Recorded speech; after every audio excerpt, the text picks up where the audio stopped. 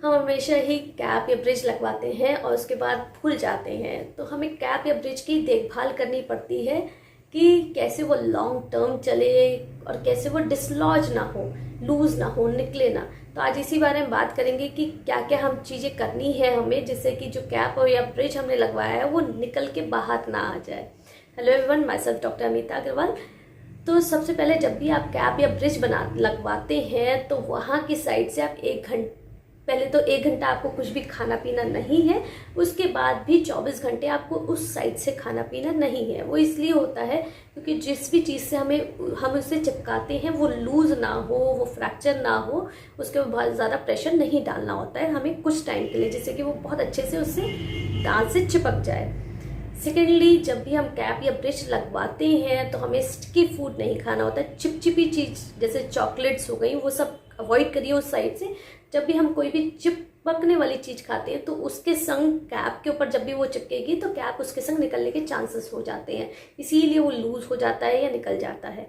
कई बार आप नोटिस करेंगे कि ज़रूरी नहीं है वन शॉट में ही आपका कैप या ब्रिज जो है वो निकल जाए।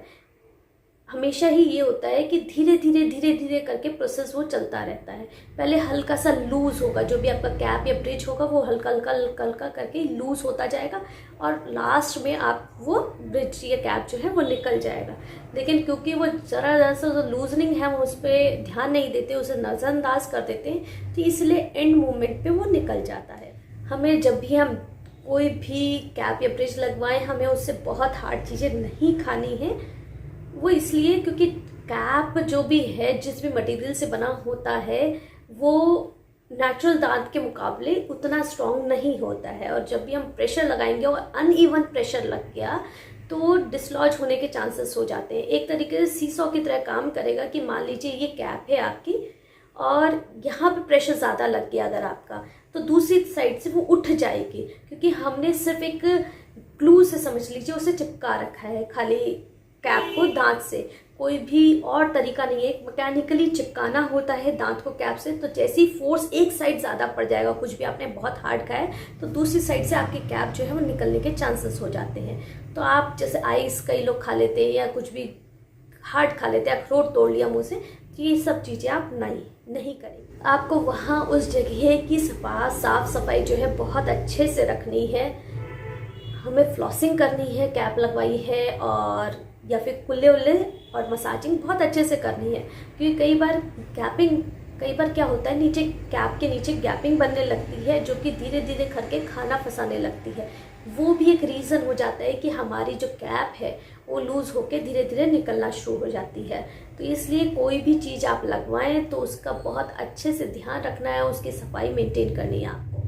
अगर आपको ग्राइंडिंग की आदत है, टीथ ग्राइंडिंग की, जैसे मैंने कई बार अपनी वीडियोस में पहले बता रखा है कि हम अनकॉन्शियस माइंड में कई बार दांत अपने घिसने लगते हैं एंजाइटी की वजह से या कोई भी डर की वजह से।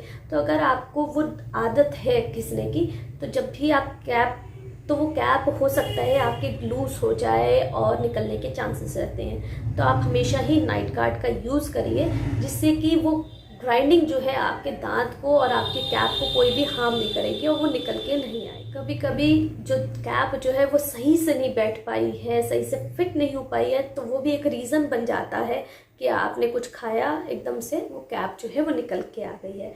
तो ये कुछ पॉइंट्स हैं जो कि जिसकी वजह से कैप्स जो है वो निकल के आ जाती है, डिसलॉज हो जाती है। तो आप इन सब चीज़ों का, जब भी आप कैप या ब्रिज लगवाएं, तो इन सब बातों का ध्यान रखिए कि आपको क्या क्या चीज़ें अवॉइड करनी है और कैसे कैसे क्या क्या चीज़ें करनी है, जिससे कि जो कैप या ब्रिज आप लगवाते हैं वो लंबे समय तक आपके काम आए, लंबे समय तक आप उसका यूज़ कर पाओ। अगर कोई क्वेरी है या कोई क्वेश्चन है आपके मन में, तो आप मुझे कमेंट बॉक्स में पूछ सकते हैं, मैं कोशिश करूँगी उसका रिप्लाई करने की। मिलेंगे नेक्स्ट वीडियो में एक नए टॉपिक के साथ, तब तक ले बाय बाय, टेक केयर।